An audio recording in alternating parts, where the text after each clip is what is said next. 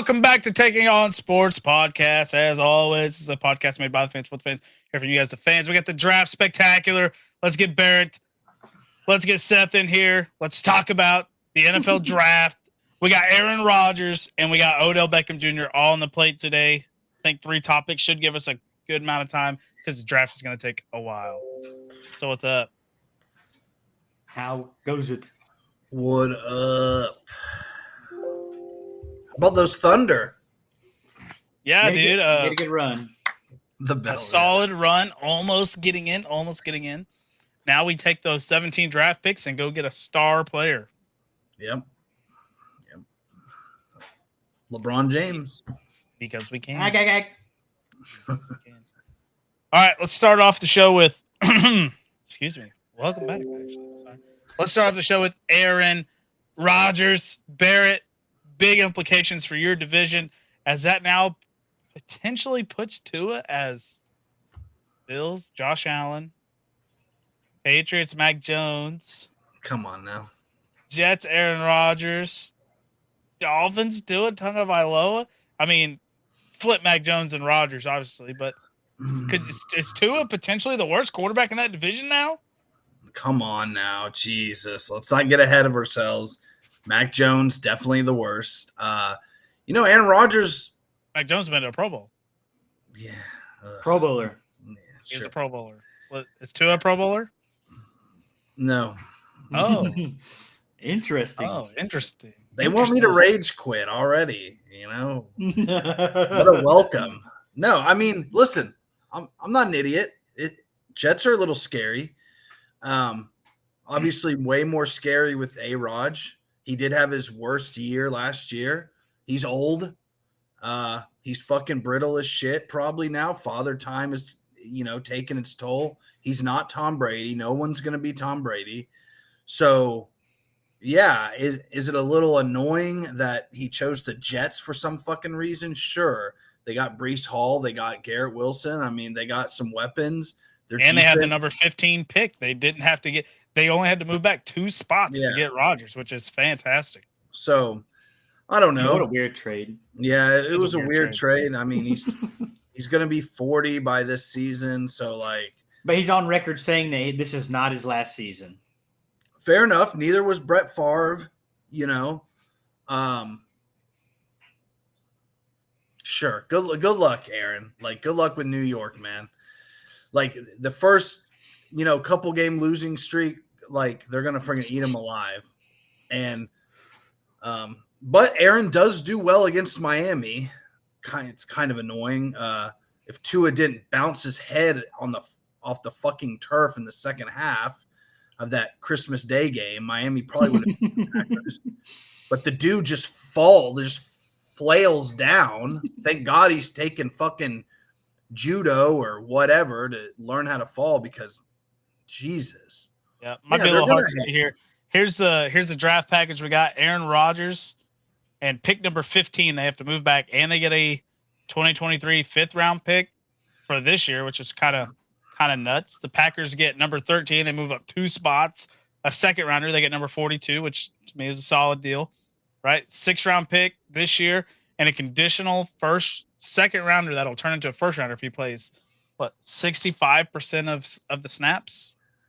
That's kind of a weird trade, but I think Rodgers is usually going to play 65%. So tack on a 1st to the Packers. Yeah. I think it was definitely a weird trade, but good for the Jets. They got something. They got something great to cheer for. They didn't get fleeced in that trade either, which is kind of nice. What the hell were they negotiating then? Why the fuck did it take so long? Probably the conditional, maybe. I don't know. Yeah. Because if he retires, the Jets get a 2nd. If he plays, they're most likely getting a 1st. I don't know. Seth, what are your thoughts on the Aaron Rodgers to New York? If he wins, let me ask you this question more direct. If he wins the Super Bowl in New York, if big word right there, he wins the Super Bowl in New York, he's got to be the greatest athlete in New York, right? Everyone's going to bow down to him. He's the first guy to do it since Namath to bring a title there. in a Jets uniform, right? Eli's obviously done it with the Giants, but Aaron Rodgers, King of New York. If you bring some to Super Bowl, what do you think? That's kind of Aaron Rodgers, coming into a. This is the. I was thinking about it the other day. This is almost, and I say almost, it's almost a Tampa Bay Buccaneers situation, if you ask me. Jets poverty for a long time. They've been shit, butt fumble, this, that. They've been losing a lot. Then they get this young talent. Everybody starts to recognize they have a defense. They have a defensive-minded coach doing really good, and they're win some games here, win some games. Their quarterback play obviously an issue. As for the Buccaneers, they had a young roster up and coming. Everybody started to recognize it was good, but they had the Jameis Winston 30 for 30 season, right? That's inconsistent quarterback play. So they didn't have to go get Tampa Tom, but they got an old veteran on a young team where they don't have to pay anybody yet, and they made the run. And so what do the Jets do? They have a nice young defensive core. They have some young receivers who are great, explosive back. So they may be even better than what the Buccaneers were when Tom Brady went. But this is just the same situation all over again. I don't see them faring so well coming out of the AFC. But I think it's just another Tom Brady to Buccaneers situation. Absolutely stacked situation in the AFC coming on. I don't see how you compete in the AFC, honestly. Why Rodgers would want to leave the NFC where your only two opponents, honestly, I'll being a realist here, I'm not going to throw the Saints as a contender right away. I got to see it. The Eagles and the Cowboys, to me, are the only two contenders in the 49ers. NFC, right? Oh, and the 49ers pending quarterback play. Right? Right, Well, I guess anybody could probably go in there. Now, when Jimmy G was running the ship, it was a lockdown NFC championship route, but now they have to go that way. Those three teams, right? Now you're going against Mahomes, Allen, Tua, and a handful of these Herbert, a lot of these other quarterbacks, Burrow, all these great quarterbacks now that you're going to have to compete against, where he said he doesn't care about that, but it's like, man, there's a reason Tom Brady chose the NFC and not the AFC. Absolutely. When he left. Absolutely. There are legitimately 10, and I'm not saying 2 is at the top of that list by any means, but the Bills are the Bills. As long as they don't choke during the regular season, which they haven't been, you got to look at them as the AFC East favorites. The great thing about this is this puts Bill Belichick on the brink of retirement because the Patriots are going to stink. They're going to be 4th in the division. But I think Belichick, whatever you want to say, I think he's going to stay long enough to break Shula's record. But I think Miami and the Jets can go 2-3 or, flip-flop, honestly. If Tua stays healthy and Aaron Rodgers plays like Aaron Rodgers, it's going to be pretty close. Unless the Bills just tank somehow, or not really tank, but don't have 13 wins like they did last year, it's going to be competitive. And then, like you said, fucking Burrow and, Deshaun Watson maybe in his second year, Mahomes, Herbert, I know Vance would say Jimmy G, but, I'm not on the Jimmy G train. All I'm saying is look out for the Raiders, baby. Even let's ride Russell Wilson. Jeez. Well, Russell Wilson's about to have probably a huge turnaround here. Obviously, anything better than what he did last year would be major upside, but this is great. I think Russell Wilson's years will be way more productive. It's great for the Dallas Cowboys too. Just another team that's not going to make the playoffs. The Packers, Just now it's Jalen Hurts and Dak. How you feel Jordan Love just turns out to be an absolute prodigy, which that last game we saw him in, he looked all right? Guess who's going to win that division? MVP runner-up Justin Fields to Tua. I personally don't think the Minnesota Vikings can run it back like that. I just don't. Well, they're going to lose Dalvin Cook. So. And Chicago's definitely not going to do it. This could honestly be the year we see the Detroit Lions take the NFC North, baby, because Chicago, They stink. They have to figure out the quarterback situation. Well, get out of here! Oh, this guy. Justin Fields is not the answer at that position. Obviously, don't go Here in on we a quarterback. Don't go in on a quarterback this year, right? You know Here why we they traded? go. You know why they traded back and got extra capital for next year? You know who comes out of the draft next year?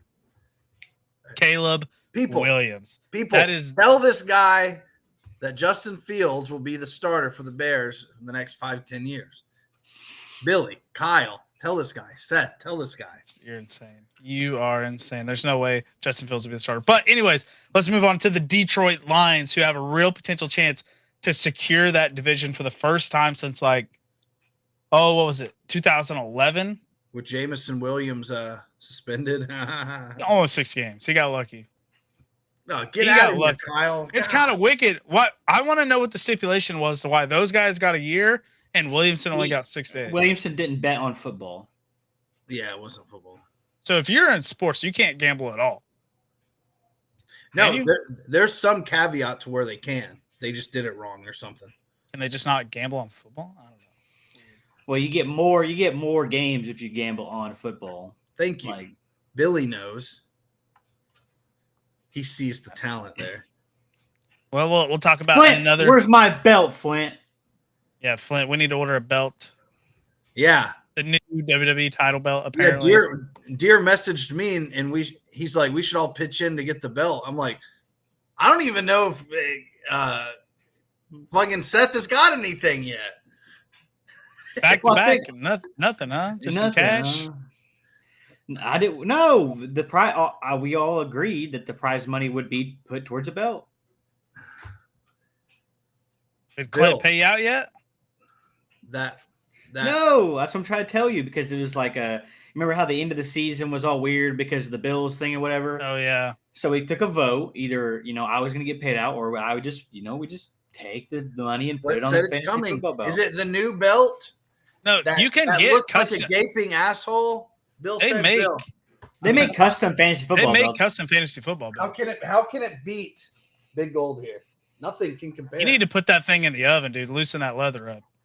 That thing is stiff. Well, it's a display title, so I get it. I think the original title is like slightly curved a little bit, so it'll fit better. But man, let's roll into Odell Beckham Jr. says he's not in it for the money, but turns around and signs with the only team that'll give him the amount of money he wants.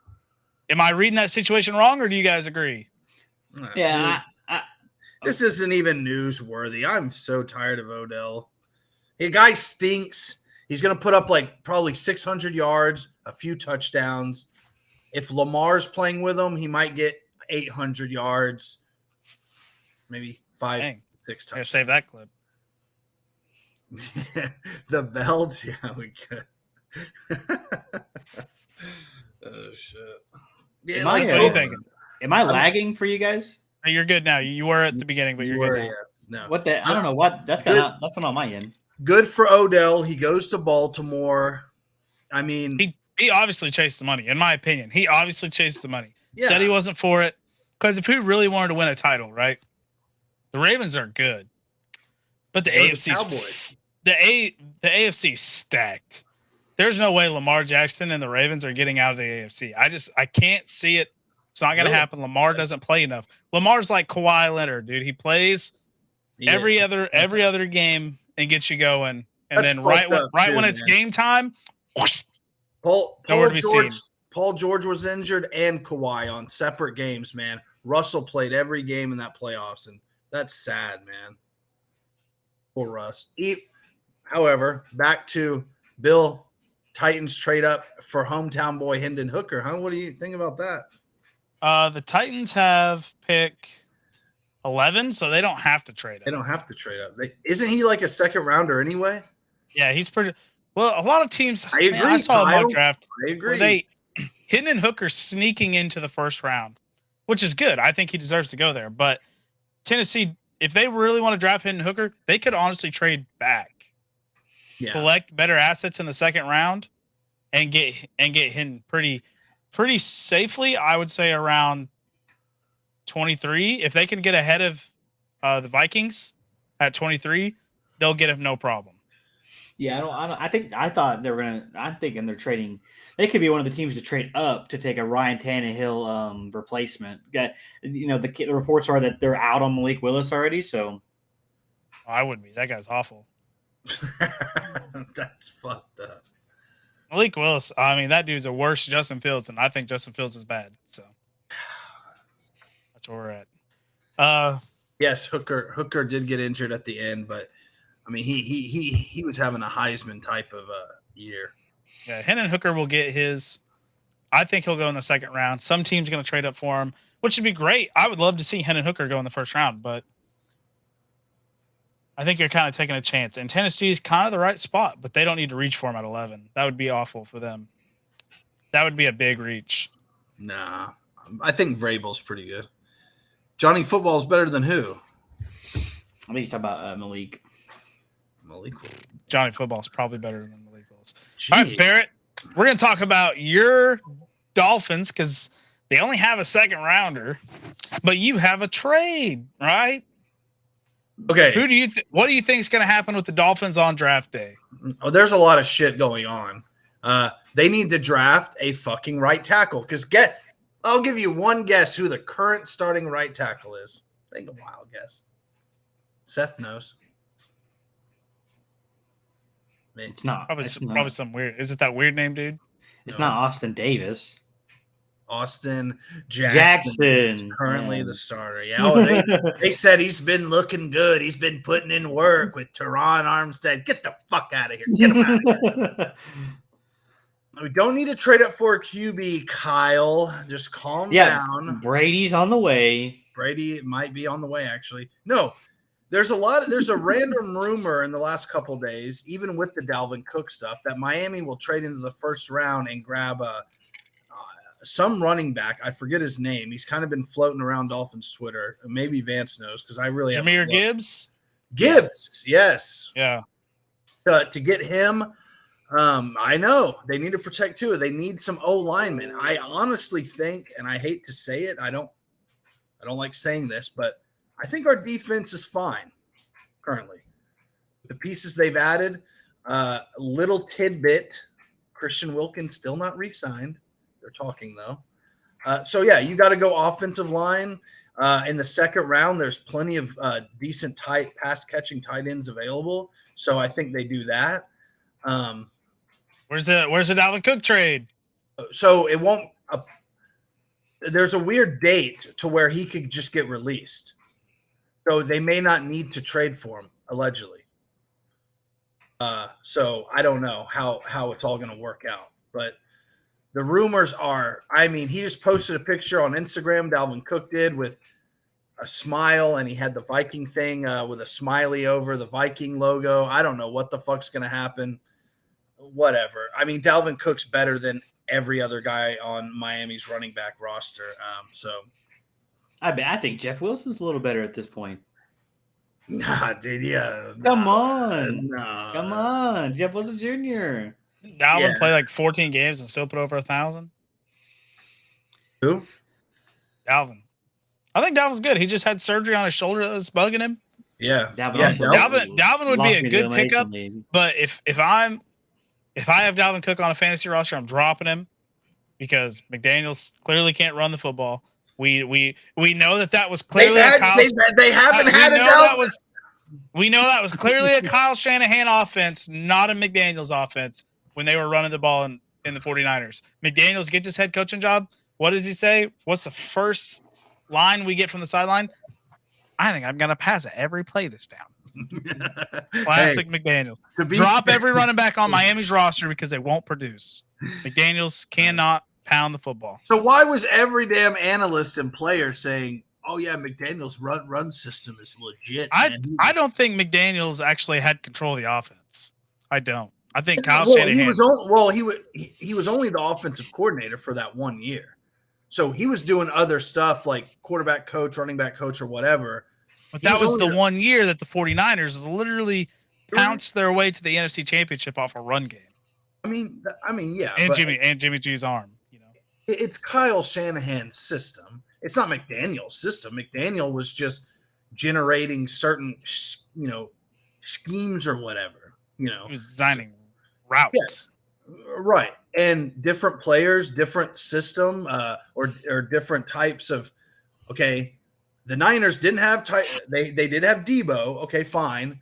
They didn't have Tyreek and they didn't have Waddle. You're gonna throw the fucking ball. I don't give a shit. And Tua is accurate. So there you go. They had all that build up. I think let's see this year. I guarantee you McDaniel will improve the run. I'm not going to say they're going to be like top 5 in running backs. I am not saying, just like Vance, I'm not saying ride a Dolphins running back.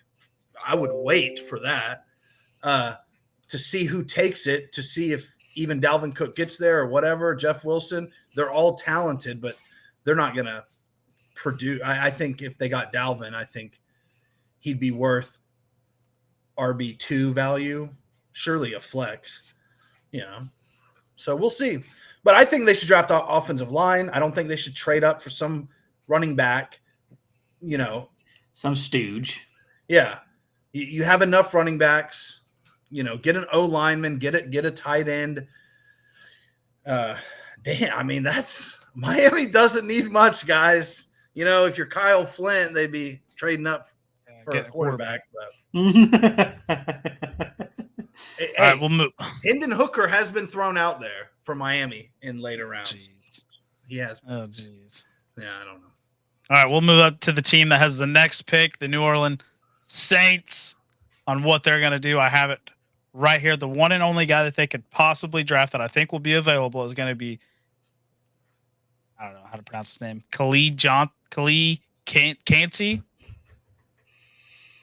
Elijah Cansey? Yeah, Elijah Cansey. Or Will McDonald the fifth. Billy, I agree. The fourth. Those are the only two guys Saints can draft because those will be the two best available come pick 29. It's going to be far and few between at pick 29. You guys have 29? Yeah. Oh, Billy, yes. Sounds like a snoozer, role play, fall asleep for the Saints draft. Mickey Loomis, it's not like last year's draft where we were hyped getting Penning and Olave. Miami's but Mickey Loomis might be the next one out. Sorry, I was replying to Billy there. Mickey Loomis did say when they asked him what's going to happen come draft day, he said, I don't know. We have 8 picks, though. Mickey Loomis does love to trade up, so we'll see. 8 players, Vance. Come on. We don't take. We'll probably out of 8 picks, we'll probably walk away with maybe 4 or 5. No way, dude. Oh, Mickey Loomis. Mickey Loomis. He's only traded up in the first round like maybe 1 or 2 times that I've known of, but he loves getting back into the second and back into the third to get those dogs like Alvin Kamara, as we've seen in previous drafts. Fair enough. So, look out for the Saints to be making big time moves in the draft this year. We got a good second. We have the 40th pick. Pair those two up, 29 and 40. I'd say get up there and jump the. Who'd the Saints? Why don't the Saints have a higher pick again? Because we traded our first rounder last year to get Trevor Penning. Okay. To get Olave. Yeah, technically to get Olave, but we had to secure. Yeah, we moved up to get Olave, then we got Penning with our original. Damn, how far did you move up? To 11. Damn. We had 11 and 18 last year. And 18 was our OG. 11 was our move up, which is pretty nice. We moved with, who was it? Philly, and that's why Philly has number 10 this year. Damn. Yeah, and they're probably going to get a pretty solid running back at that. That's so sick. Fucking Super Bowl runner-up is top 10, the 10th pick. Automatic starter, usually wherever they pick, as long as it's not a quarterback, which they don't need. So, wow. Yeah. All right, Seth, what do you think the Cowboys are doing with pick 26? Well, something a little more exciting than the defensive line interior guard draft, So there's a lot of speculation. Obviously, everything flies around, everything's going on, but for some reason, Jerry Jones is making moves this offseason. Maybe off his medication a little. Maybe we need this Jerry Jones a little bit more coming out of a Big D per se. Off this medication. Well, he may be. I mean, he traded for a really good corner, Yeah. and he went and got Brandon Cooks. He's making the moves. He's doing what he's doing. There's a lot of speculation that right here is where the Cowboys will take the Dalton Schultz replacement in Michael Mayer or Dalton Kincaid. Maybe even Washington won't fall that far, but you never know with this draft. So there's that.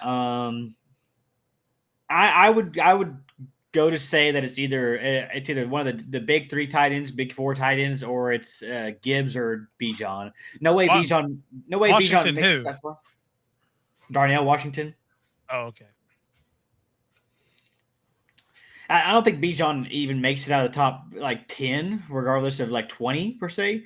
So I think Gibbs is moving up draft boards all of a sudden because everybody sees him as a do-it-all back, and they see Bijan as a power back. It's that's what he was at Alabama. I think Gibbs had crazy catches out of the backfield that he took for a long, long ways. So, but also Bijan did too. Yeah. I think it's tight end or it's running back. They went and signed a bunch of defensive pieces, traded for Gilmore, re-signed their interior offensive line. Got some pieces on the back end. So what are you really missing? That's either another receiver you can call a one, but they don't need that in my opinion. But that's been thrown out there. Either that or it's a running back to back up Tony Pollard, which I think you can get that in the later rounds. Would it be cool to see Bijan or Gibbs? Yeah. I mean, but I think it's a tight end. And I would beg it's Michael Mayer. I would say the tight end at Notre Dame. Where did Dalton Schultz go? Texans. That's the team with second or top 4 most amount of money. So they dished out a little bit. And I have the Cowboys drafting Michael Mayer. I like that. You say Darnell Washington won't make it out of the first round? Darnell Washington? He won't make it out of the first round. He's not projected anywhere to go in the first round. But Michael Mayer is? Yeah, Michael Mayer's the 2 top tight ends are Michael Mayer and Kincaid. Kincaid's got a back problem. Literally had surgery on his back. I had to look up Darnell Washington because I honestly didn't know who you were talking about for a second. Darnell Washington, the 6'7" tight end that was a freak at the combine. Oh yeah, we're going off the Kyle Pitts evaluation. That guy's also a bust. I think Kyle Pitts is waiting on a good quarterback throw to his ass. He had one. He had Marcus Mariota. Yeah, the dude that was I got replaced. I'm out of here. Fuck this team. I would too. Yeah, they had no defense. It's not like Marcus Mariota wasn't putting up points because he was. Wait, Marcus Mariota was a free agent, and Marcus Mariota could have went anywhere he wanted, but he chose to take the shitty starter job, in which case he could not produce in a shitty offense. Therefore, he's not a great quarterback, so he left the team after 14 weeks. Yeah. He's a goat. Mariota's the goat. Kyle Pitts, dude. It was his choice. All right, Barrett. Yeah. What quarterback's going first in this draft? We have the Carolina Panthers, who are pretty much guaranteed locked in at a quarterback. Who do you think? C.J. Stroud, Bryce Young, Will Levis, or Anthony Richardson? Or Hendon Hooker, if someone wants to take a leap. Or Hendon Hooker. Okay, as much as you don't like this and this type, I'm gonna say C.J. Stroud, man. I think he's the most pro-ready. Okay, Bryce Young, yes, in Alabama, but that dude is pretty small. I just don't see the Panthers just doing that at number 1 with that small guy. I think C.J. Stroud he looks the part. Will he stink like most Ohio State quarterbacks? According to Vance, yes. But I think he's the safest pick at 1. Will Levis looks good, but did pretty well. He had some disgusting throws off his knees and shit. Shows good power, but I don't think you go with him number 1 either, man. You just got be safe. If I was the GM of the Panthers, I'd probably trade the pick. for Justin. They Fields. traded in. They just gave up their future to trade. No, I know. Yeah, I think they're gonna go Stroud, dude. Seth, what are your thoughts here? It's got to be the lock. The guaranteed.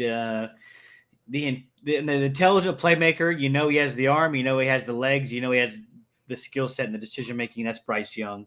I mean, it's got to be the lock. CJ Stroud, bigger, probably a little bit bigger arm. Has the better athlete maybe, but I think he's fallen down draft boards after he took that test that every draft he takes, and he scored like the lowest you could one of the lowest scores for a quarterback all time. He doesn't need to be smart. It doesn't. And then he's like, I'm not a test taker. I'm a football player. It just sounds like that's right. That just tells me you can't watch film and understand what's happening. But you can go out there and you're a good enough athlete to play the game. That doesn't translate to franchise / Super Bowls. I mean, he's like, you got to be smart to get in Ohio State. Do you? Do you? Whenever you're a phenomenal athlete, you're a 5-star, and you can just go anywhere in the country. I can pay the Brainiac $500 to do my homework too. Something. You collected almost $2 million the past 2 years on NILs. I'm not accused. It's just laughing. It's like you can get as the prestigious 5-star you can get in any school. Don't give me the you can't get in anywhere because you're not smart thing. Well, it's like you just got to be a passing grade. Stanford, probably. You just got to be a passing grade. It's like Harvard, maybe. You never know. Or they got their requirements, but I'm sure it's not Ivy League requirements to get into Ohio State. But I don't know. CJ Stroud's got the stature, but I don't know. He's fallen down draft boards. Him scoring that low is kind of a concern for me. Why? Because they say that test is all about just basic decision making, all this other, life skills almost. So it's like, what does that tell you about a guy? I don't know. I'm not a GM. I don't know what's on the test. I've never seen the test. So, but Bryce Young is just fundamentally all there. Height and size is not a concern to me. There's plenty of short guys who do it in the NFL. I mean, Russell Wilson, he's short, gets it done. Kyle won Rookie of the Year. He's not doing so hot right now, but he can get it done. You can be short and play the position and be successful in the position. But if I was the Panthers, I would definitely take Anthony Richardson, number 1. What? Yeah, why? I want to hear that. Freak! I got a guy on the roster who can teach you how to throw a football. Yeah, Frank Wright, the quarterback whisperer. You know what? Yeah, never mind. They might as well just take. I don't know. They might as well just take I can't think of a person that's shitty coming into the draft. Not shitty because they're all going to the draft, right? A lower tier like Stetson Bennett. There we go. They just take Stetson Bennett number 1. Stetson Bennett's allegedly going to go undrafted. Isn't that kind of wild? It's 2-time back-to-back national champion. I thought he was like a 5th-round pick. Allegedly, from what I read today, there's potential he's going to go undrafted and have his pick at a team. Now, if I'm in the 5th round and Stetson Bennett's available, probably going to take him because 2-time national champion. He was the quarterback of a 2-time national championship team. That's hard to pass on. Kind of like Agent McCarron. Yeah, but he got drafted. Vance. He didn't get drafted high, but he got drafted. Come on, Vance. Everybody says he's a 2-time national champion. He was on an NFL. He was on an NFL. I'm not saying team. He was the guy that led that team, but he was the quarterback, and that's an important position to play in a 2-time national championship roster. Stetson Bennett is probably a phenomenal decision maker. That's why if he's available in the 5th round, no matter who I have on my roster, I'm yoinking. I would take him. I would take him. I'd probably take him earlier, honestly. He's probably a phenomenal decision maker because he's got 4 years on everybody else he's playing. So it's like, he's got time to develop that, Brandon Whedon style. You know what I mean? That Brandon Whedon selling insurance. But I have for the Carolina Panthers, I wanted to go Bryce Young here because to me he's the best quarterback, the best NFL ready player in the draft besides Will Anderson and Jalen Carter. It's those 2 guys and then boom, Bryce Young. Bryce Young's good decision maker. He didn't go to Bama off of his looks. He went because he's fucking good. He's really good. Great decision maker. He's kind of pretty athletic, pretty shifty. The 5'10" mark is where it knocks him down. I think Carolina, the way their offense is built, they need a tall, big quarterback that can kind of get out and go. And CJ Stroud, as much as I hate drafting Ohio State quarterbacks, he's the guy. That's all there is to it. He's big, he's strong, he's fast, he's a great decision maker, as we saw against Georgia. He can put the ball in places, he's accurate. That test had me worried, but it's like the test 5'10", and you can play the quarterback position at 5'10", man. But I think being 6'2", 6'3", like CJ Stroud is. So why don't you go take Levis? I don't think he's number one. I just don't. I think Will Levis has the Zach Wilson effect. Good looking kid, strong arm. We saw all this from Zach Wilson coming in the draft. The crazy throws, down on his knees, doing the cool stuff. He's got the looks, right? He looks like an NFL quarterback. But I think this Will Levis could potentially be Zach Wilson 2.0. Wow. And he will be, but he could be. One of these guys has to be a bust. Not all of them are going to make it. We know that from history. Oh, there's probably not all these guys, all these quarterbacks are going to make it. One of them is going to be a bust, and out of my three, CJ, Bryce, and Will, I'd pick Will. I don't think any of them are going to be like a Herbert, Burrow, or anyone like that. Personally, I think, as much as I hate to say it, Stroud has the best chance. Fair enough. Or Anthony Richardson's interesting because he's bang or just absolute bust. But if you have the number one overall pick, do you take that on a guy that only completed 56%? I think it was less than that, 53% of his passes in college at the SEC, where we had other quarterbacks. He's like a Malik Willis. Don't even know. Malik Willis was bad. No, he's not like a Malik Willis. I just don't think Anthony Richardson, to me, he doesn't have the arm. If you want to line that dude up and run power plays like they did with Cam Newton back in the day, feel free. Power to you, and hopefully he develops an arm. But Richardson's got an arm. You're talking accuracy. Accuracy, sorry. When I say arm, I don't just mean power. I mean accuracy included. Like Jimmy G. Yeah, but you can you're at the NFL level. You can It's hard to develop accuracy if you don't already have it. You can coach that up.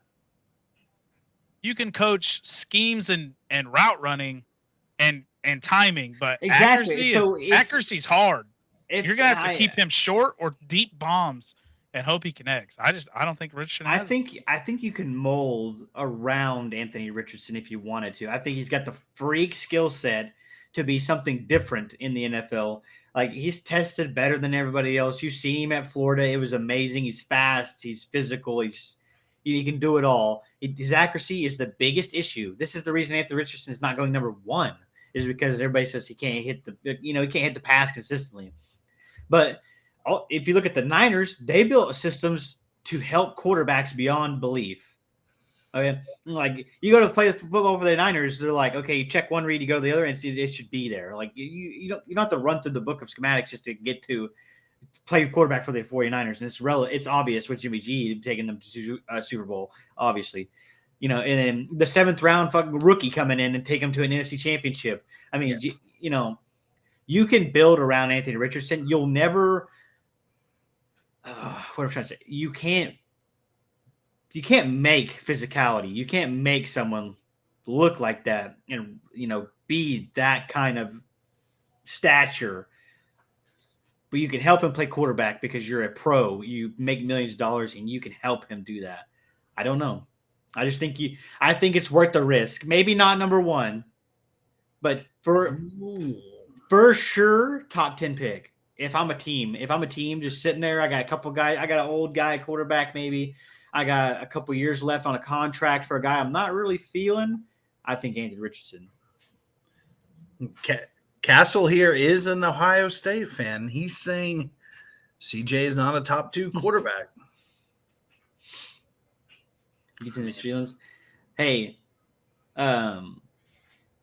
I don't know who they were talking about. Some GM was talking about the draft day movie where if he's like, that's accurate. He's like, if a teammate doesn't show up to a guy's birthday, it's like if the teammates don't show up to a guy's birthday, there's an issue. And I was kind of just laughing. I was like, who is that about Stroud? Is it? I don't know. Like everybody said that he was a crybaby, at Ohio State, but I don't know. That's not coming from any of the teammates or anything. It's interesting. I don't know. You never know how a kid's going to turn out. Look at Jamarcus Russell. Dude, the Madden thing still geeks me out about that. That's the best thing ever. The playbook.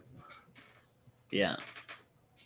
Well, I got one more thing for you guys. I did a full mock draft of the top 31 picks. Thanks, Miami, for not allowing us to have 32 draft picks in this year's draft. Thanks, but Steve Ross, not Miami. I'll run it down for you guys. Get out of here, man. I'll run it down for you guys. You guys let me know what you think. It's going to be hard to see. If you want to check it out on Twitter at Wilson TOSP. Thanks, Doplins. What are the Doplins? Oh, that's I had a typo. Dang it. Thanks, Doplins. Thanks, T-Pin Ross. Hang on, give me one. I'm gonna get you guys up right here. Roasting, man. Dang. Oh man, I stink. It's fine. I mean, Miami gets roasted all the time. All right, here I'm gonna stretch this out a little bit. It's gonna be a little good. We're gonna make it look real. Is a kickball turnover? No, dang it. Cavaliers turnover. Let it be.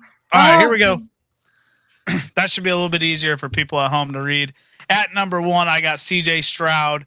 At number 2, we got Bryce Young. At number 3, we go Will Anderson.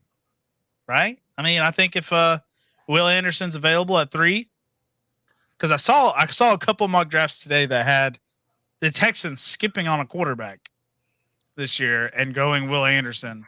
No, leaving the Arizona Cardinals to basically trade down. Texans are going to be shit until they hit on an early round quarterback. They basically have to hit on Caleb Williams next year. Okay, so that's what I was going. That's kind of where I was going. A lot of sources say that the number 2 pick is available and that somebody will trade up into it. So I don't think the Texans will be there because I think the Texans go one more year and then you get a shot at Drake May and you get a shot at Caleb Williams. Yeah. Well, I didn't do any trades on this. I wanted to move the Texans out, but it was kind of hard to pick a team that would do that. Which I think the Raiders would be the team to do it. But Will Levis goes to the Colts at number 4. They're looking for a quarterback, and he's there. He's there. Tyree Wilson to I just straight up skipped it. Okay, never mind. Yeah, Tyree Wilson to Seattle at 5. I don't think Pete Carroll wants to take a chance on Jalen Carter. He's got his personal stuff going on, which I heard is okay now. Teams with multiple first rounders. Crazy. Detroit, Christian Gonzalez. He's the best corner available. He'll go immediately off the board. Then 7, what do the Raiders love to do? They love taking the problem childs. They take Jalen Carter. Hey, you're right. That's what they like to do. You're not wrong. Atlanta Falcons play it safe. They go Luke Van Ness. He's the best available edge rusher. He may not be the best, but he is up there. Let me hold you right there. They're saying I have a good feeling that this is probably where B. John goes right here, Vance. At 8? Yeah. I wouldn't be surprised. I wouldn't be surprised. I thought about it hard. I think there's a lot of reports. There's a lot of reports. Yeah, but they have Tyler Alligar, he's pretty good. He's a formidable running back, and then for some reason, you can't trust reports, but I see it everywhere that Bijan is most likely going to the Falcons now. So like teams below are thinking, hey, now we got to go around somewhere else and think about it because I don't know. He's going to get that treatment where you were formidable for your rookie year or whatever, and now there's a better guy, so we're just going to take him. I don't know. I think Bijan might go 8. I think that's Bijan. Well, let me say this. I think that's Bijan's ceiling. Is 8? Is 8. Okay, I like that. Then we have the Chicago Bears. The only thing they need is offensive tackle, offensive tackle, offensive tackle. That is what they need. Or I would say draft quarterback here, but I'm giving Fields one more year. One more year, and then we're moving off. At 10, we got Philly taking Bijan if he's available. At 11, this is where the Tennessee Titans get their quarterback. They can go Anthony Richardson here because he realistically could be available if the Raiders don't take him. But we could also see the Falcons. I don't know. Anthony Richardson's a weird kind of mix here because he's either going to go top 4 or he's going 7 through 11. That's where he's sliding. At 12, the Texans get another corner, and Devin Witherspoon. He's really solid. Green Bay, as much as they want to draft a wide receiver, Rodgers is no longer there, so we no longer have a crybaby standing at command center. Draft a wide receiver. So they get Peter Skoronski and sure up a tackle position because Bakatari may not stick around. You're gonna make me laugh through this. This is where the Patriots take their splash and they go get Jackson Smith-Njigba. They get a great wide receiver at number 14. And then we go to the Jets at number 15. They have Aaron Rodgers there. They don't need wide receivers. So you're not going to hear Aaron Rodgers in the Jets Commander Center, draft a wide receiver. They're going to get Bo Derek Jones, and they're going to secure at the tackle position. Roger. Yeah. Oh, Roger. I say Bo Derek. At 16, the Washington Commanders, they're a team that could potentially trade up, but I have them staying where they're at 16, taking Darnell Wright out of Tennessee.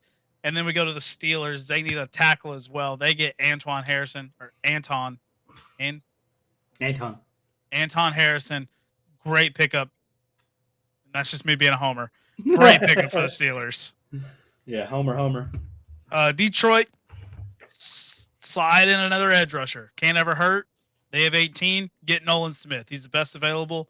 And when you're at pick 18, that's kind of where you go. You go best available. At 19, Miles Murphy. I wanted him to slide to New Orleans, but we can't always have what we want. He gets picked up by the Bucks. They obviously don't need wide receiver help. They got three good wide receivers there. Quentin Johnson goes to Seattle. I don't think they need a wide receiver, but Tyler Lockett's coming up. He's getting older. Adding another wide receiver could be very beneficial to helping Geno to see if he's really going to be your franchise guy or not. Seattle needs a quarterback. They have Geno. They just gave him $30 million a year to be their guy. Okay. All I'm saying, I'm giving Geno one more year, just like I'm giving Fields one more year. God, this guy. At 21, we have the Chargers. Chargers are pretty solid if they can stay healthy, right? They're pretty solid all the way around. Another receiver? Another one. Well, Jordan Addison, hometown guy. He doesn't have to leave LA. That's a great pickup for them. Maryland, Dante Banks. He goes to the Ravens. That was just the best available. They take him. At 23, the Vikings reach and go get Jeremy Banks. It's not necessarily reach because he's the best linebacker available. But he's not projected to go in the first round. This is where I see them. They need linebackers. It's the only thing they're missing, honestly. They need a little more help somewhere else. But linebacker, boom. That's their number one need. They need a running Jeremy back. Banks. They have Alexander. He just re-signed Madison. They like him. That's why they re-signed him. They didn't let him go. Fair enough. They like him a lot. Brian Branch, I love this pick by the Jags. To me, this is the steal of the draft right here at strong safety. I think Brian Branch is a special kind of talent back there. Probably a little bit better than Kyle Hamilton coming out of the draft, I think. Kyle Hamilton was a freak, but we kind of saw this last year. Kyle Hamilton's not necessarily a freak. I think Brian Branch is that guy. At 25, we got Jalen Hyatt going to New York because what's the one thing they need? Quarterback and wide receiver. They got the wide receiver. They paid for their quarterback. Big mistake on the Giants' part. I'll say that all year round for the next 5 fucking years as Daniel Jones is the quarterback there. Hater, dude. At 26, I got Michael Mayer. Hey, dude, if I don't like quarterback, I'm not going to sit here and suck their toes and act like I like them. Let you know how it is. Michael Mayer at 26. best tight end, I think, for them, right? I don't think you need Darnell Washington now that I know who he is. I don't think you need him. Same with Kincaid. I think Kincaid will slip because of the back injury. Joey Porter Jr., best available for the Bills. They need corner help. They get corner help. Emmanuel Forbes, best available for the Bengals. He's there. And then Callie Cansey goes to the Saints. He's the best available defensive end. He's there. Ed McDonald to 30. And then at 31, Jeremiah Gibbs goes to the Kansas City Chiefs. And pick number 32 is blank. Thanks, Stephen Ross. Miami had the 32nd pick. Who would they draft? Vance Wilson. Well, they would have, 21? Yeah. I think at 21, I think they would go corner. Joey Porter. Yeah, it'd probably be Dante Banks is best available if you go 21. So they would probably go Dante Banks. If let's hypothetically say the Finnaroos were at 21, they'd take Darnell Washington, the tight end. Ooh. No Gesicki. Right. No Hunter Long got traded. We got Durham Smythe, dude. He's a rock. Oh God, it would 100% tight end. Yeah, Miami's definitely drafting. I would think so. Yeah. Well, I just gotta. or they go up and get running back. I got a couple just nitpicks here, old Vancery. Let's hear it. Let's hear it. I'm down for it. Where to start here? Let's just start at the end, I guess. Why are the Chiefs taking a running back when they found the steal of the draft with Pacheco? Jeremiah Gibbs is the best of the Jameer. Yeah. Jameer Gibbs is the best available at that position. And what have we learned the past 3 years? The dual-headed monster at running back never fails. And it's cheap at pick 31. You're right. Okay, and let's see. I mean, obviously mock drafts are mock drafts. You got guys up and down. It's a little different than what I would have done. I should have prepped one. Maybe we could have compared it up a little. But I think Witherspoon goes a little higher at 12. I think he's a top 10 pick. He's been rising up draft boards. He may be better than Christian Gonzalez. He was amazing at Illinois, so I think he goes a little higher. I mean, it's a good draft. I like it. I'm not going to say that. I don't. One thing a name I was looking for, but I didn't say was Brian Breesy. You don't have Brian Breesy on there, and he was connected with New Orleans, and now that he's not connected to New Orleans anymore, I don't see him falling in the first round unless he flips with Will McDonald. I think he goes above Miles Murphy.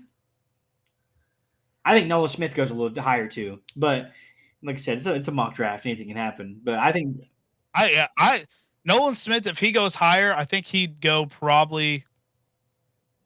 Honestly, don't know if the Jets wanted to go defense, maybe, but I don't. Any of those teams, top 16, they don't need an edge rusher. That's why I have Nolan going a little lower. I mean, every team can use a great edge rusher. I mean, Tennessee could be there if they don't go Anthony Richardson. They'll go edge rusher. Billy I think. Is letting Vance have it. Dang, man. Chiefs will never take a running back in the first round. Billy, I'll bet you 20. Let's say 10 bucks. I don't want to bet a full 20. I'd bet you $10 that the Chiefs take Jameer Gibbs, and I'm counting that as a lot. I bet $10 Chiefs will not take a running back. Dang, there you go. In-house bet. In the first round or at all? First round. Right here. I mean, you put this for the public to view and critique here, so it has to be the first round. I did. It's on Twitter. Everybody can go check it out and hit me with your critiques on Twitter. I'm here for it. Definitely let me know. But I think Jameer Gibbs is a first-round talent. Yeah, I think he's a first-round talent. I don't think he's 30. I don't think he's 31 talent. I think he's higher. I can't find a team up there unless it's going to be the Ravens at 22 to take a running back. Interesting. Maybe the Detroit Lions at 18 because I don't know if they're sold on. I don't think they're They sold on got Swift, unless that's why they let Williams go. Then they're gonna go full on invest in Swift. Yeah, tell him, call him out. I'll get you up when I get home, Billy. I'll get you up when I get home. I don't see a lot of teams taking running backs. I mean, what's his name? Bijan and Gibbs are the only two guys that are going to go in the first round at running back. And I just don't see Gibbs going anywhere other than Detroit. It's going to be Owen Bill. Ravens, Billy, or the Chiefs. Some drinks here. I think if I bet that Jahmyr Gibbs goes to Kansas City, if I lose, I should only have to pay $10. But if he gets picked, you guys should owe me like 200 because the odds.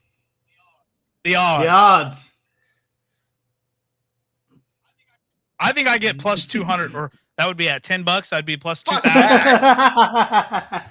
Right? I'll give you $50 if they pick Jahmyr Gibbs. He'll give you his Brock Lesnar autograph. No, the Brock Auto. Brock Auto.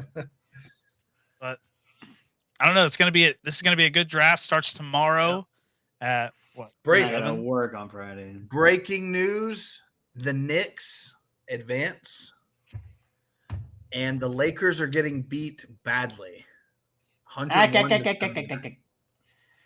Oh, Brunson had 23. I needed 24. Lord. Lakers are catching a beat down. Holy shit. They're catching him. Desmond Bain of all people is the one going off. That guy went off last game. He's pretty damn good. I had a free Jaw entry. with 29. I had a free Desmond. entry for 500, and I fucking put it on Brunson. God, let's talk about the inconsistent series or the competitive series of the Denver Nuggets and the Minnesota Timberwolves. Yeah, Thunder. Why do you want to talk about that stink show? I think the Thunder could have stole 2 games off of the Denver. Oh, absolutely. They could have took a 6. I told you this. That is the worst trade in NBA I'm starting to believe history. You. I don't know, dude. The Paul George trade is right there. And you laughed at me. But the Paul George trade is right there. That was 5 picks and Shai and Gallinari. We literally got a MVP caliber player and 5 picks, and all they got was Mike Conley and picks. 5 first. They did get 5 first. We got 5 first as well. And we got an MVP caliber player. Go Bears never even sniffed an MVP fucking vote. Yeah, but even the player of the year. I remember Shaq said he would drop 60 on him, no problem. I don't know. I think from a perspective standpoint, it's just worse on the Timberwolves because the Thunder rebuild. You were 100% rebuilding. You were just like, sure, we'll take Shea Gilgeous-Alexander from Kentucky, whatever, man. You throw him over, we're taking the picks. That's what we're here for. You're right. That's what we're here for. The Timberwolves made the trade and was like, look out, everybody. Yeah, we're the fucking. There's a hurricane coming through. We got 2 7-footers down here. You're not going to do shit on us. And then Cat missed 50 games, and Go Bears stinks. So. When that trade happened, dude, I mean, as soon as the Timberwolves got eliminated yesterday, whoever the owner is should have walked in the GM's office and fired his ass on the spot. Damn. Oh, I'm not even joking. Well, I agree. I think that was a bad trade. He might have got fired the day he fucking made the trade. That was a bad trade. Like I don't see the point in having 2 7-footers.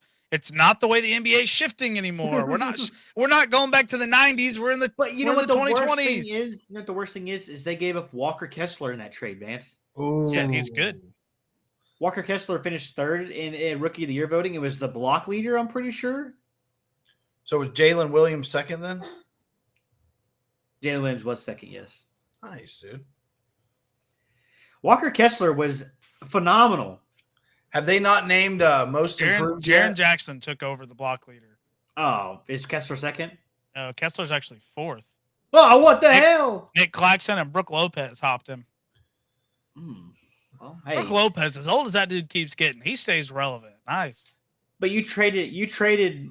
I think Walker Kessler is going to be a defensive player of the year eventually. So you traded a up and coming defensive player of the year for a old wash defensive player of the year, who's a stooge, by the way. Made your one of your best defenders break his hand, punched one of his other teammates. Rudy Gobert is the scum of the NBA, man. I hate that guy. I do, dude. Oh my god, he's a clown show. But COVID would have ran rampant through the NBA no matter what. Oh, But that's not even why. Rudy Gobert, being the stooge he is, was just over there licking mics, touching mics, whatever he was doing. Put a helmet on that guy. Hey, that's not even why. Val that's not why there. I hate him. Val He's just there. Like, dude wins defensive player of the year for being 7'2". It's like, it was that he played 70 games this year, and it was his lowest block total he's had since his rookie year. Yeah, he stinks, dude. The Timberwolves traded their future for a washed player. Mm-hmm. That was a miserable trade. Like a dude that hasn't shot a three, has never made a three, has never averaged above 15 points. God. But in his best year, would average 2.5 blocks. That's kind of, he's averaging 2.1 because this last year he averaged 1.4, and his rookie year he averaged 0.9, or he would probably be at like 2.3 career average. Clown. Big Anyway, let's talk about this real quick. Quick topic. Debate on Twitter I've seen. Very interesting. If Jimmy Buckets wills the Miami Heat past the number 1 seed Bucks, does Jimmy Butler hop into contention for greatest Heat player of all time? Yes, absolutely. There's a big debate, and like analytically, there was some chart that's why is it a debate? Have you not seen what Jimmy Butler's done to the playoffs since joining the Miami Heat? I know in round 1, yes, versus the number 1 seed with an injured Giannis, yes. Will he ever attain Dwayne Wade? No. Is he in the conversation? Sure, top 3. Listen, Dwayne Wade in my mind is not. I wouldn't say arguably. I'm not going to put Jimmy above him. I kind of hopped on the hype train there. D Wade solidified at number 1, but Jimmy at number 2, sure, over LeBron, easy. I think easy. He's Jimmy. They got to win. They got to win a chip. Come on, man. Oh well. Okay, let me back. Well, yeah, I'm not saying maybe Dwayne Wade is better all time, but when you talk about, is Jimmy Butler the greatest playoff performer of all time for the Heat? Easily. Yeah, I think that's easily too. A lot of people say LeBron, but I don't know if you saw that chart. I'd have to see if I can find I have the chart. I found the chart on Twitter. I've seen the chart. Numbers don't lie. Like game in the scores, eye test, I've never seen anybody play harder than Jimmy Buckets in the playoffs. I've never seen anybody play Miami, like that. It's for Miami. It's Jimmy Butler, LeBron, Jimmy Butler, LeBron, Jimmy Butler. And you want to say, oh, well, LeBron won the championships. Yeah, he's on a super team, dude. He's not out here playing with Max Strus and fucking Caleb Martin. No disrespect. They're in the NBA. They're good, right?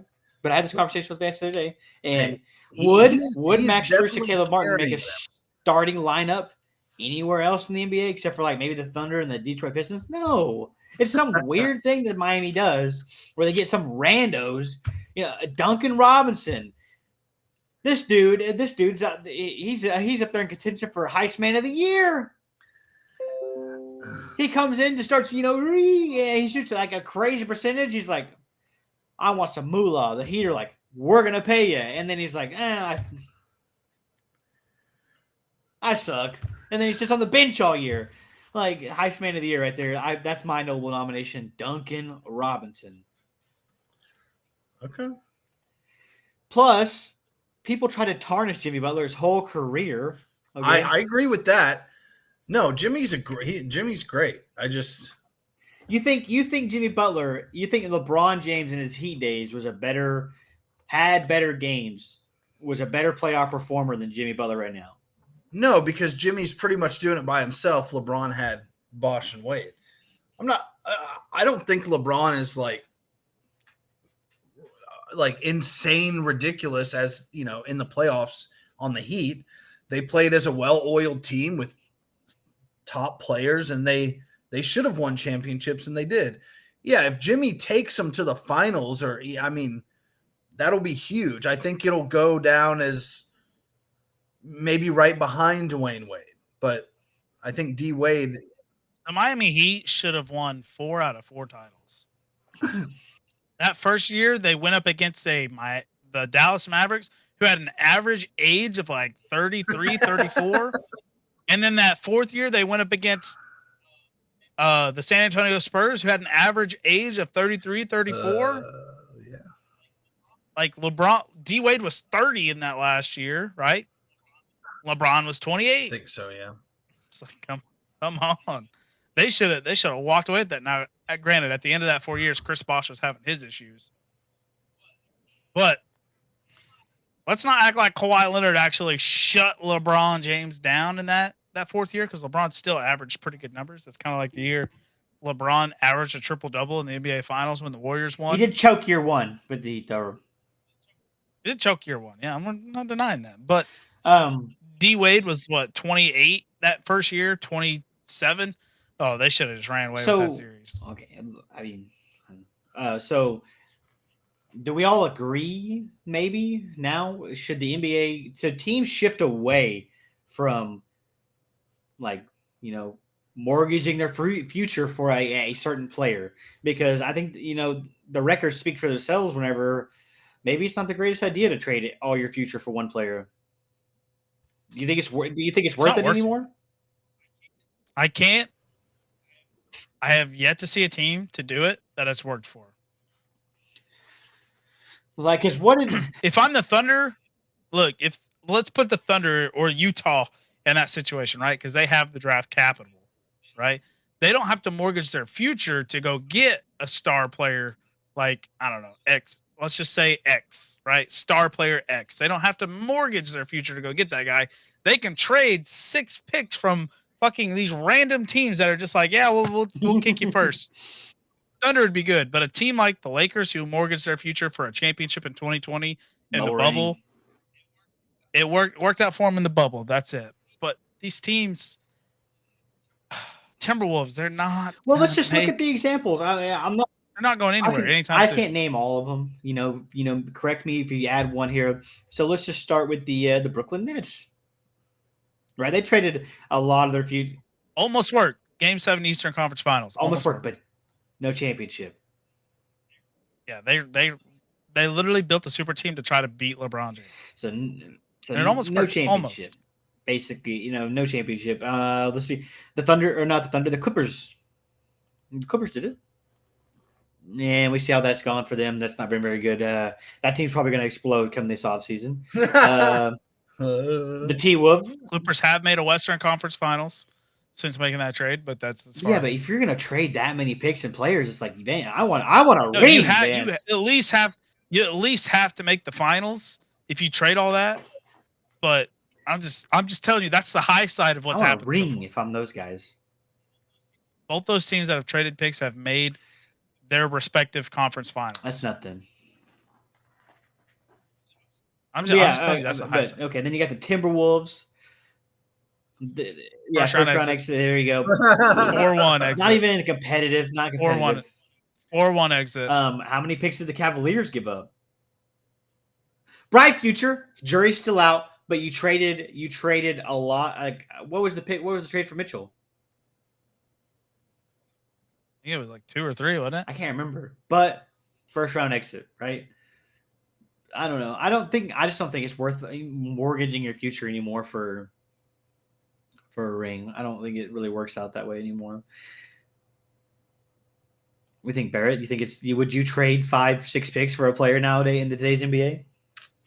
Let's see. The Jazz received Colin Sexton, Lauri Markkanen, 2025, 2027, and 2029 first rounders. Pick stops in 2026 and 2028. So technically 5 first rounders, but 2 of them are. If you're a team like the Thunder with a lot of equity, and you're sniffing, and you can go from sniffing to contending, I say yes. You trade for a star player at this point. And now, Sam Presti's not an idiot. He's one of the best in the game. We all know that. And I think he'll do the right thing most of the time. And I think if he traded for a star, that star would have to be at a certain age or younger. I don't think. Let me pop in. You're Sam Presti, Barrett. You got 4 to 5 picks to work with. One player. Okay. Just one name. Yep. Go. Who is it? LeBron James. What's up? Oh, God. No, I'm just kidding. I'm just kidding. All right. One player. Everyone's available. Or like a realistic. Let's be realistic. Yeah, really. No, you can't say Giannis. You can't just say Giannis. That's not going to happen. Hold on. Look. Pending. Okay, I got mine. Free agent. Okay, go ahead, Vance. He's looking it up. Go ahead. Okay, we're going for. Free agent. We have to trade for this player. I'm going 4 first-round picks to the Toronto Raptors to get Pascal Siakam. Okay. Yeah. That is ideal, the perfect world guy. Or you hit up Sacramento, which I don't think they'll let him go, and you ask for Sabonis back because wherever that dude goes, they're going to the fucking playoffs. Rebound machine. Other than that, there's not a lot of guys that I see out there. Maybe you hit up the Pelicans and ask for BI, get lucky, and maybe offer them the Pelicans and ask for Zion. No, we don't want Zion. He's glass. I'm telling you, it's either got to be BI, Sabonis, or Siakam. Why BI? I think BI fits the mold right where we need a guy who can play off SGA, who's tall, lengthy. Literally, we're recreating a taller Russell Westbrook and a scorer potentially like Kevin Durant who can go out and get 32 on any night. And then we have 2 guys that can get 30 because the NBA is shifting to higher points per game. We have 2 guys that get 30. We have Giddey who can facilitate. Saying we don't have to give up players, right? Imagining we don't have to give up players. We can just give up picks. We can take on the cap space of BI because he's getting paid like $30 million right now. Do you think the Pelicans want to move off? I think the Pelicans think they're one piece away. I think they're one piece away, but if you're the Pelicans and you can get 5 first rounders for BI and then turn around and offer that to the Detroit Pistons, who are most likely going to get the number 1 overall pick this year, and offer them for Wembanyama. We're not worried about the other teams here. This is a Thunder decision. But who cares about what happens? I'm putting the chess pieces into motion. I like Brandon Ingram, but as far as the 2023 free agents or available players, I mean, oh God, I don't know, man. I don't bank on a free agent signing here. This is gonna have to be a sign and trade or a straight up trade. I don't expect any big time free agents to come to Oklahoma City. Got anybody, Barrett? I mean, Siakam's obviously number 1 on everybody's list, but I think Siakam would be sweet. I also like Porzingis, but you wouldn't have to give up a shitload of picks for him. I think 2 firsts, maybe even 1 first, and you get him. What about I like Zach LaVine, and you know what? You don't need a guard though. Brandon Ingram is only 26. Oh, BI's young. You know. Brandon, he's young. He's young. He can score. He's like a 27 point per game scorer Michael right now. Porter Jr. Oh, Vance would just. That would be a dream. That would be a dream. But he's part of Denver's core, so I don't think they'll let him go. Let me throw this. Let's just go over all trade scenarios, I guess. Now, how do you guys feel? Okay, let's just get some opinions. Gauge the room on the potential Luka Doncic sweepstakes. I was gonna throw that out, but I figure you guys are freaking call me a freaking cucker over here. It's realistic. If they don't. What would the package be for that? That would have to be like 8 first rounders, so if right? you're going to trade for Luka, the high side is probably 6 to 7 first round picks. Okay, let's look at the Thunder. You probably have to give 6 to 7 picks. They'd all be, the stipend rule obviously says you can't trade back to back. So you're trading into the 2030s most likely. Or no, you wouldn't because we have other people's picks. We can trade the picks we have. I mean, you're maybe not ruining our future because of how many you have, and then you'd have to. If you're the Mavericks, you don't trade for the Thunder, and you're not getting Chet or Jalen Williams, J-Dub. or Giddey. Like you're taking one of those three guys. So you lose Giddey, you lose J-Dub, or you lose Chet. And possibly more. History tells you the Mavs can't get a center. So I could see Chet part of that package. So I mean, would you give 5 first rounders and J-Dub and or Chet for Luka Doncic? Fortunately, yes. Look, as much as a defensive liability Luka is, you cannot deny that man's ability. I think you can make up. I think he's there. I think if you're the Thunder, you have Dort, you have Jay Will, who's a phenomenal charge taker defender. You know, I think you can make up for the defensive struggles. Shai is I think he's an all defensive type of guy. By the way, he blocks, steals, does it all from the guard position. So I think he can make up for that. But I don't know. I don't think you fuck with it. I don't think you go that hard. I don't think you trade the piece. Well, you know who's going to be on the trade block this year? DeAndre Ayton. No. DeAndre Ayton will be available for trade because he didn't want to re-sign with Phoenix, but they matched the offer sheet. So I don't like Charmin DeAndre Ayton. I think he's too soft to play center. He bullies the weak teams. He gets bullied by the good teams. It's like, get that dude out of here. You put more numbers up than Steven Adams. Well, that's who we should go get again, huh? Steven Adams, huh? Now, here's another one for you. And this is very, very real possibility. Jaylen Brown. I would love to have Jaylen Brown. What would we have to Maybe give not as much as Luka. Not as much as Luka. He's already under contract. Jaylen Brown just arguably had his best year scoring. Frustrated with Boston if they don't make a run. Like if Boston gets bounced pretty soon, they don't make the finals. I think Jaylen Brown may force his way out. It's Tatum's team. Everybody, when you think Boston Celtics, you don't think Jaylen Brown, you think Jason Tatum. Let's be real. So I think you would have to give up. Once again, it's going to be a player. It's got to be 1 or 2 players and some picks, and it's not going to be fucking Lou Dort. It's going to be somebody. I think Boston's too close. They would have. You're close, but they've been close for 3 years. I don't know. They just went, didn't they? That's a tough. They just went to the finals. They were there last year. They lost to the Warriors. If you don't make it this year, then it's like, okay, we got to change something. If they make it this year, I don't think there's a team in the West besides LeBron James who could personally wheel maybe the Phoenix, obviously. Okay. So Phoenix and the Lakers are the only 2 teams I see in the West that could bounce the Celtics in the finals. I think the Celtics are making it. It's either the Celtics or the 76ers, and I think the Celtics are better. This is a magical run for Jimmy Butler, but they're going to take the Bucks down. Tonight, they already started. Milwaukee 16-13. Okay, here's a goofball name, but I think this could be a realism. He provides floor spacing, which I think volume shooting is the Thunder's issue on the starting 5. So what about Kyle Kuzma, huh? I saw that name. I almost suggested that name too. Yep. A little expensive for what I think he brings to the table, but Kyle Kuzma can give you 30 when you need it. If he's shooting the ball well that night and he stretches the floor. I'm just not a fan of Kyle Kuzma. Let's just trade everything for Street Clothes Davis.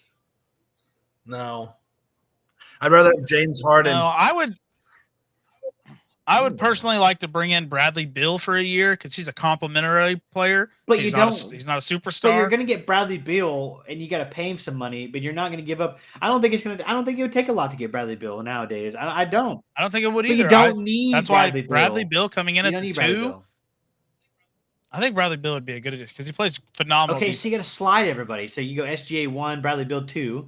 Then you got to put Giddey on the floor. So that's 3. Giddey at 3, 6'8". The J-Dub's got to slide in. J-Dub, and Chet. You're just getting bully balled again. What do you mean? J-Dub's 6'9" and Chet's 7'1". You're not getting bully balled. You're only getting bully balled by like the T-Wolves who have 2 7-footers and shit. Not every team. Exactly. Yeah, that's a formidable You didn't watch lineup. that, Barry. That was fucking embarrassing. Ask Van. I understand that, and I know I wasn't able to watch that one, but That pissed me clean off watching that game. Watching Cat and Gobert just get away with anything. They come on the floor, just fucking threw it in the paint 100 times because they knew we couldn't do anything about it. well, don't worry. We got Chet coming back. I think Chet. Okay, but Chet will help solve that problem. Yeah, I know Chet's going to take. Not It's- everybody has it's two like centers, one team. right? It's But the it's like T-Wolves. It's like one team. Don't worry about Joel the Embiid people. would bully us. Joel Embiid Yeah, bullies everyone. I mean, There's Anthony not a Davis player would he bully doesn't us. bully. If he's- Again, those two guys are in a different tier. But who do you have to beat? You're going to run into these guys if you make playoff runs. That's where your guard play comes in. That's where we get a Bradley Beal and a Shy who can put up. Shy can put up 30 and Bradley Beal can put up 23, 24 and give us good defense on the guard play. And then we just have to worry about the down low. I just want the Thunder to have a fucking big that can, get down there and get after it a little. Chet's coming. I don't think they get after it a little. They're few and far between, though. The Embiids and the Jokic are few and far between. I mean, that's a dying breed, unfortunately. Jokic decline. Okay, I'm just saying. There's probably only 5 teams out there with centers that can just absolutely bully anybody. And if you want to be a championship team, you got to beat them.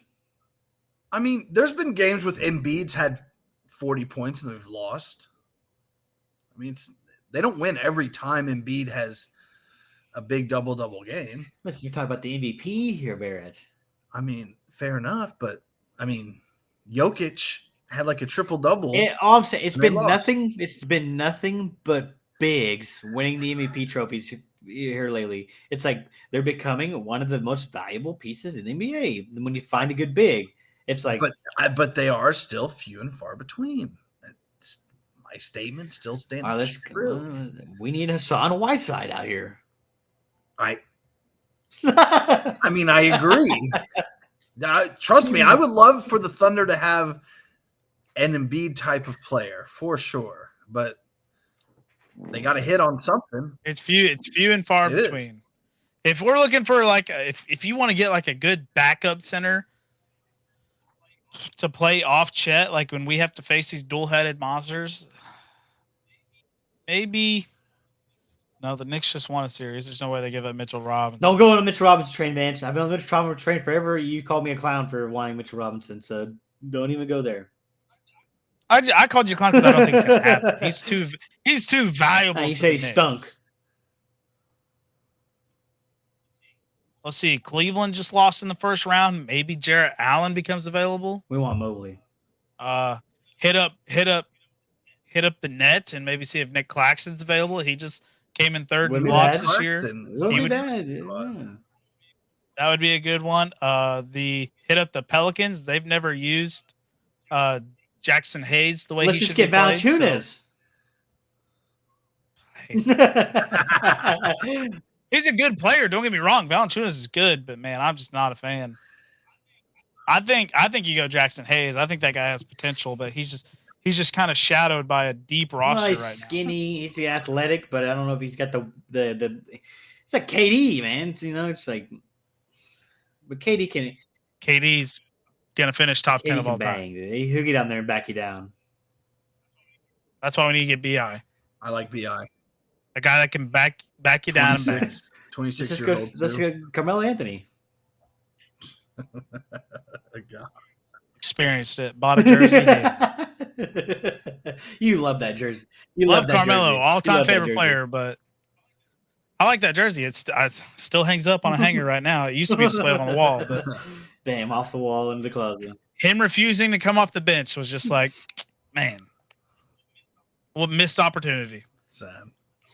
That's all it is for me. It's like cool to have my favorite player all time play on my hometown team, but it's just so I did. Opportunity.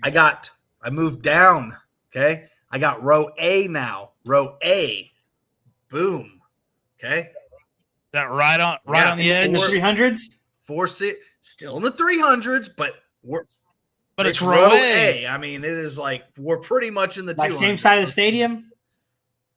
I think so. Yeah, I'll have to double check.